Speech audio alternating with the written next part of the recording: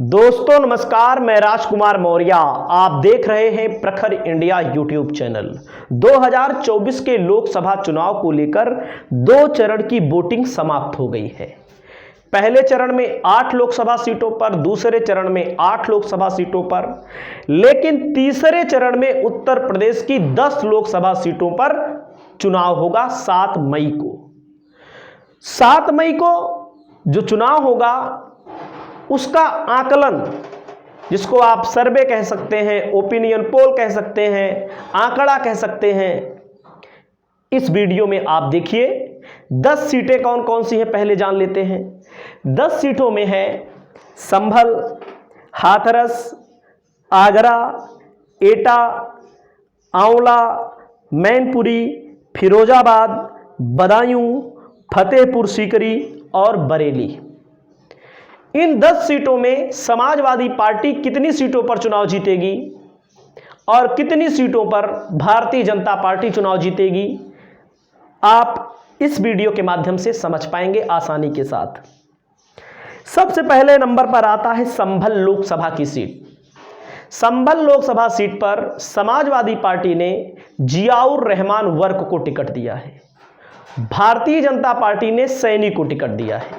यानी कि यहां पर जो संभल की लोकसभा सीट है, इस सीट पर मुस्लिम आबादी इतनी ज़्यादा है कि आप मान लीजिए कि संभल में सिर्फ मुसलमान अगर समाजवादी पार्टी को वोट दे देंगे, सिर्फ मुसलमान और यादव थोड़ा मान लीजिए, एकदम आराम से सीट निकाल लेंगे, एकदम आसान। अब कुछ लोग ये बोलेंगे भविष्यवाणी कर रहे हो। मैं किसी भी भविष्यवाणी में, किसी भी पाखंड पर विश्वास नहीं करता हूं, मैं पहले भी बता चुका हूं। और कुछ लोग ये भी कहेंगे 2014 में क्यों नहीं जीत लिए थे, तो 2014 का आंकड़ा भी आप देख लीजिए थोड़ा से। आंकड़ा मैं आपको दिखा रहा हूं, देख लीजिए थोड़ा से। शफीकुर रहमान वर्क, इनकी मृत्यु हो चुकी है। सपा बसपा का गठबंधन था, 1,58,000 वोट पाए थे। भारतीय जनता पार्टी दूसरे नंबर की पार्टी थी। यहाँ पर परमेश्वर लाल सैनी चुनाव लड़े थे। इस बार भी सैनी को, क्योंकि सैनियों की आबादी यहाँ पर ज़्यादा है, सैनी, शाक्य, मौर्य, कुशवाहा सब एक ही होते हैं, तो आप समझ सकते हैं 4,83,000। भारतीय जनता पार्टी चुनाव यहाँ पर हार गई थी। लेकिन 2014 में क्या हुआ था, थोड़ा से आप इसको देख लीजिए जिससे आपको विश्वास हो जाए। सत्यपाल सिंह केवल कितने वोटों से चुनाव जीते थे? 5,174 वोट से। शफीकुर रहमान वर्क को समाजवादी पार्टी ने टिकट दिया था। अकील उर रहमान खान को भारतीय जनता बहुजन समाज पार्टी ने टिकट दिया था। और यादव कैंडिडेट के तौर पर डीपी यादव यहां से चुनाव लड़े थे, 36,134 वोट पाए थे। तो आप देख सकते हैं, तो यहां पर आचार्य प्रमोद हमको लगता है लड़े थे कांग्रेस की तरफ से, वो 16,000 वोट पाए थे। बहरहाल अब वो बीजेपी में जा चुके हैं। अब यहां पर मामला पहले था 2019 के पहले, 2014 में बीएसपी इतनी कमजोर नहीं थी। किसी को अनुमान नहीं था कि बीएसपी की लोकसभा में उत्तर प्रदेश में एक भी सीट नहीं आएगी 2014 में। कितने वोटों से चुनाव जीते? 5,174। मुस्लिम कैंडिडेट इन्होंने भी खड़ा किया, मुस्लिम कैंडिडेट इन्होंने भी खड़ा किया, सपा बसपा ने। अब की बार बसपा ने भी खड़ा किया है, लेकिन अब की बार वो धार नहीं है। अब की बार बसपा को सिर्फ दलित का वोट मिल जाए वही बहुत है। बहरहाल बसपा अच्छा लड़ रही है, हमारे मुताबिक जैसा लोगों को लग रहा था उससे अच्छा चुनाव लड़ रही है। लोगों को लग रहा था बस वैसे कैंडिडेट खड़ा कर देंगे पिछली विधानसभा चुनाव की तरह, और ज़्यादा एक्टिव नहीं रहेंगे। आकाश आनंद भी एक्टिव हो चुके हैं, एफआईआर भी हो रही है, इससे नेता बनते हैं। वास्तव में बसपा के पास बड़ा वोट बैंक है, लेकिन बसपा, अगर आप सोच रहे होंगे 10 सीट जीत लेगी, 20 सीट जीत लेगी, बहुत सारे लोग कमेंट करते हैं सरकार बना लेगी, तो एक गलत फहमी है। एकदम साफ साफ मैं बता दूं, उसमें कोई वो नहीं है। तो संभल की लोकसभा सीट समाजवादी पार्टी यहां पर प्लस में है, माइनस में नहीं है, ये जान लीजिए, एक सीट। अगली सीट है हाथरस। हाथरस की जो लोकसभा सीट है, इस पर तो हम बात ही नहीं करेंगे, क्योंकि ये बीजेपी के खाते में फिर जा सकती है, फिर बीजेपी के खाते में जा सकती है, ज़्यादा कुछ कहना ही नहीं है। आगरा की सीट जो है, ये भी बीजेपी के खाते में आसानी के साथ जा सकती है, एकदम आसानी के साथ। अगला नंबर आता है एटा की लोकसभा सीट। देवेश साग के यहां पर चुनाव लड़े हैं, एटा की लोकसभा सीट। देवेश शाक्य। अब यहां पर देखो, एटा हो गया, मैनपुरी हो गया, इटावा हो गया, फर्रुखाबाद हो गया, आंवला है, ये सब इर्द गिर्द की सीटें हैं। मैनपुरी से डिंपल यादव को टिकट मिला है और बगल की एटा लोकसभा सीट, फर्रुखाबाद लोकसभा सीट से शाक्य को वोट मिला है। अब इससे समाजवादी पार्टी को फायदा क्या हो रहा है कि मैनपुरी लोकसभा सीट पर, अब मैनपुरी की मैं बात कर लेता हूं, एटा की बात साथ साथ मैनपुरी की बात कर लेता हूं। मैनपुरी लोकसभा सीट पर 4.5 लाख के करीब यादव हैं, यादव बाहुल्य क्षेत्र है। 3.5 लाख के करीब शाक्य हैं। भारतीय जनता पार्टी ने यहां पर जयवीर सिंह को टिकट दिया है, ठाकुर को टिकट दिया है। तो यहां पर अब की बार जो है यादव, शाक्य और यहां पर 1 लाख के करीब ब्राह्मण हैं, मुसलमान 50 से 60 हजार हैं। तो आप ये जान लीजिए मैनपुरी सीट डिंपल यादव के लिए सेफ सीट है, एकदम सेफ सीट है, बड़े मार्जिन से चुनाव जीतेंगी। रिजल्ट आएगा तो आपको खुद ही पता लग जाएगा, बहुत भारी अंतर से चुनाव जीतेंगी। पहले तो शाक्य लड़ते थे तो शाक्य लोग वोट दे देते थे, अब शाक्य भी समाजवादी पार्टी को वोट देंगे, इसलिए कि एटा और फर्रुखाबाद, आंवला बगल की सीटें हैं, एटा फर्रुखाबाद, यहां पर क्या कर दिया इन्होंने, यहां पर शाक्य को दे दिया है। तो अब इनको 3-4 सीटों पर भयंकर फायदा हो रहा है।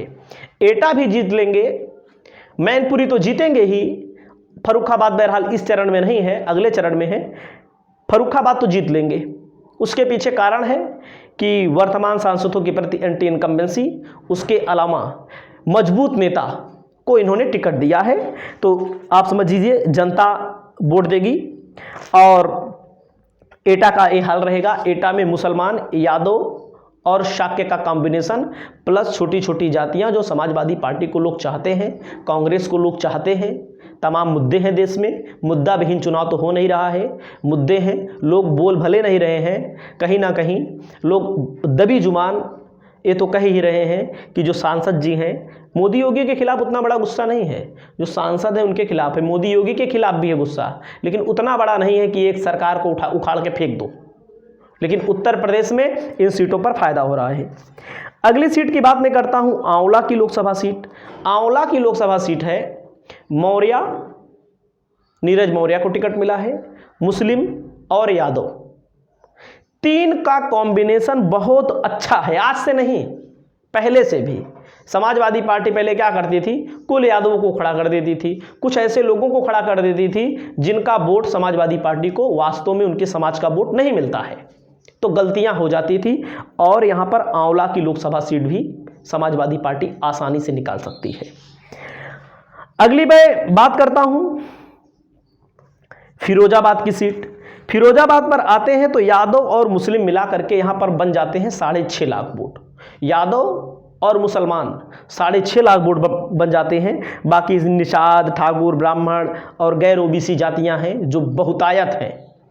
आपने देखा होगा फिरोजाबाद लोकसभा सीट शिवपाल यादव का संगठन में बहुत अच्छी पकड़ है।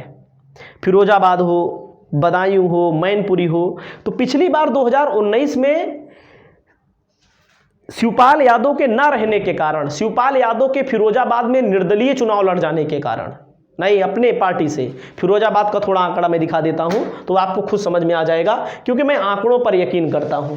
फिरोजाबाद में आप देख सकते हैं चंद्रसेन जादौन, इनका टिकट भी भारतीय जनता पार्टी ने काट दिया, केवल 28,781 वोटों से चुनाव जीते थे। अक्षय यादव 4,67,038 वोट पाए थे। और यहाँ पर समाजवादी पार्टी की तरफ से ही शिवपाल सिंह यादव लड़ गए थे, 91,869 वोट।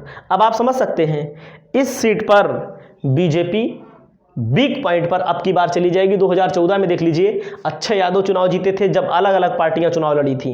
2014 में भी मोदी की लहर थी, 1,14,059 वोट अक्षय यादव मिला था। और एसपी सिंह बघेल लड़े थे, 4,20,000 वोट मिला था। बहुजन समाज पार्टी का 1,18,000 वोट। 2014 में जो मामला हुआ, 2019 में मामला हुआ, बसपा का वोट वास्तव में सपा को ट्रांसफर नहीं हुआ, वास्तव में नहीं ट्रांसफर हुआ। कांग्रेस 7,447 वोट पाई थी। देख सकते हैं अक्षय यादव यहां मजबूत कैंडिडेट के तौर पर चुनाव लड़े हैं और चुनाव जीते भी हैं। तो यहां पर समाजवादी पार्टी लगातार चुनाव जीतती रही है। 1999 में 1998 में भारतीय जनता पार्टी जीती थी, उसके बाद 99 में समाजवादी पार्टी जीती है 83,000 वोटों से, सब अलग अलग लड़े हैं यहाँ पर। 2004 में देख सकते हैं समाजवादी पार्टी रामजी लाल सुमन, जिनको राज्यसभा में भेज दिया गया है, दलित चेहरे हैं, इसी इलाके से आते हैं। 2009 में समाजवादी पार्टी, 2014 में समाजवादी पार्टी और 2019 में केवल यही मामला था शिवपाल सिंह यादव वाला। तो इस सीट को भी बचाने में अब की बार 2019 में 2024 में कामयाब हो जाएंगे, ये अनुमान है। अनुमान के मुताबिक ये सीट पर मजबूत है, उसमें कुछ कहना है ना है नहीं। अगली सीट में ले चलता हूं आपको, जहां पर चुनाव है बदायूं। बदायूं की जो सीट है यहाँ पर आदित्य यादव चुनाव लड़ रहे हैं। यहाँ का आंकड़ा थोड़ा हम आपको दिखाते हैं, जिससे आपको पता लग जाएगा कि कौन सी पार्टी यहाँ पर चुनाव जीतेगी, क्योंकि आंकड़ों पर मैं यकीन करता हूँ। ये मैं पहले बता दूँ, झूठ तो बोलना नहीं है इसमें। बदायूं लोकसभा रिजल्ट 2014 में आते हैं, 2019 में आते हैं। अब यहाँ पर संघमित्रा मौर्य जीत गई थी। पिछली बार गठबंधन का नुकसान हुआ था कहीं ना कहीं समाजवादी पार्टी को, और इसको लेकर के इसीलिए समाजवादी पार्टी ने गठबंधन के बारे में ज़्यादा कुछ सोचा नहीं। बदायूं लोकसभा, रुक जाइएगा, देख लीजिए, संघमित्रा मौर्य 5,11,000 वोट मिला है, समाजवादी पार्टी को 4,92,000। सलीम इकबाल शेरवानी लड़ गए थे यहाँ पर। सलीम इकबाल शेरवानी कौन है? जिन्होंने वर्तमान अभी कुछ दिन पहले स्वामी प्रसाद मौर्य के बाद इस्तीफा दिया था राष्ट्रीय महासचिव में पद से। सुनाई दे रहा था इधर जाएंगे उधर जाएंगे, कहीं नहीं गए। उन्होंने देखा कुछ होने वाला है नहीं, तो उन्होंने भी अपना मामला शांत कर लिया, और उन्हीं को शांत करने के लिए यहाँ पर धर्मेंद्र यादव का टिकट काट करके शिवपाल यादव को दिया गया। बहरहाल शिवपाल यादव के बेटे अब चुनाव लड़ रहे हैं। तो आप देख सकते हैं यहाँ पर समाजवादी पार्टी का इतना वोट बैंक। अगर आप जाएंगे 2014 में, तो यहाँ पर 1,66,000 वोटों से धर्मेंद्र यादव चुनाव जीते थे। वगीश पाठक चुनाव लड़े थे, 3,32,000 वोट मिला था। बहुजन समाज पार्टी को वोट मिला था। महान दल का भी इम्पैक्ट है यहाँ पर। भले 5,000 4,000 वोट मत देखिए, क्योंकि छोटी पार्टियां जब बड़ी पार्टियों के साथ मिलती हैं, अगर अकेले लड़ेंगी तो 5,000 वोट पाएंगी, 6,000 वोट पाएंगी, लेकिन बड़ी पार्टियों को समर्थन जब दे देती हैं तो वही 5-6,000 वोट 30-40-50,000 वोट में तब्दील हो जाता है। तो आप देख सकते हैं यहाँ पर।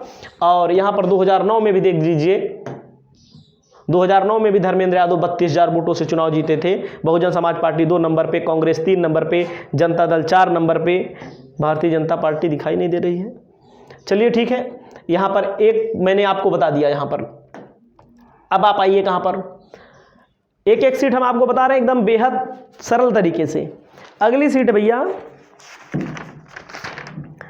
फतेहपुर सीकरी। फतेहपुर सीकरी बीजेपी की परंपरागत सीट रही है। यहाँ पर मामला यह है, बाबूलाल चौधरी 2024 में बीजेपी के सांसद बने थे। बनते रहे हैं, बिगड़ते रहे हैं, हारते रहे हैं, जीतते रहे हैं, लेकिन 2024 में इन्होंने अपने बेटे रामेश्वर चौधरी को टिकट, मतलब कि निर्दलीय उम्मीदवार के तौर पर खड़ा कर दिया है। और जाट यहाँ पर 3 लाख है। जाट परंपरागत रूप से बीजेपी के वोटर हैं। जाट परंपरागत रूप से बीजेपी के वोटर हैं, और यहाँ पर बीजेपी कहीं ना कहीं इनको टिकट मांग रही, फतेहपुर सीकरी से टिकट मांग रहे थे। थोड़ा वहाँ का भी रिजल्ट दिखाते हैं आपको, देख सकते हैं आप यहाँ का आंकड़ा। भारतीय जनता पार्टी 4,95,000 वोटों से चुनाव जीती है। कांग्रेस यहाँ पर 1,72,000, यहाँ पर बहुजन समाज पार्टी 1,68,000 वोट पाई है। आप देख सकते हैं 2019 में। अब आप यहाँ पर बुरी दशा है विपक्ष की, लेकिन यहाँ पर बताया जा रहा है कि जो इन्होंने निर्दलीय प्रत्याशी के तौर पर खड़ा कर दिया, ही बाबूलाल है, जो जीते थे 2014 में, जीतते रहे हैं, हारते रहे हैं। यहाँ पर समाजवादी पार्टी का लगभग 2 लाख वोट के करीब में है। बहुजन समाज पार्टी भी यहाँ पर, राष्ट्रीय लोकदल, और यहाँ पर 2009 में आप देख सकते हैं बहुजन समाज पार्टी चुनाव जीती है। कांग्रेस यहाँ पर 2 नंबर रही है, भारतीय जनता पार्टी 3 नंबर पर रही है। तो बहरहाल ये सीट परंपरागत रूप से भारतीय जनता पार्टी के पाले में रही है। तो मैं आपको साफ साफ बता देता हूं समाजवादी पार्टी कौन कौन सी सीट जीत सकती है। और तीसरे चरण के चुनाव में समाजवादी पार्टी, पहली सीट होगी मैनपुरी, दूसरी सीट होगी एटा, तीसरी सीट होगी आंवला। यहाँ थोड़ा बहुत सस्पेंस हो सकता है 1-8% का, एटा और आंवला में 1-8% का। बाकी इस सीट को भी जीत लेंगे लोग, क्योंकि बुद्धिमानी पूर्वक जब टिकट बांटा जाता है और उसके बाद बदायूं, संभल,